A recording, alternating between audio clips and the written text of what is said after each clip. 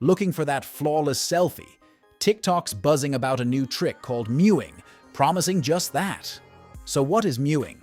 Mewing is all about slimming your face by tucking in your neck and defining your jawline.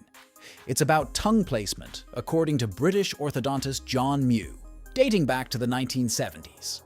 So, how to mew? Don't worry, I have got you all steps and here's the drill. 1. Close your lips. 2. Position your lower teeth behind the upper ones. 3. Place your tongue against the roof of your mouth.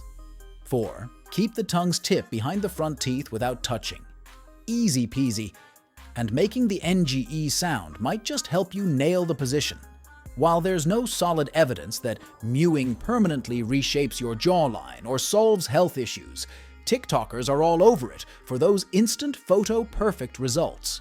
But beware, overdoing mewing can lead to problems like tongue thrusting or misaligned teeth, warns the American Association of Orthodontists. So, while mewing might not be a magic fix, it's definitely the latest trend for those Instagram-worthy pics. Just remember, moderation is the key.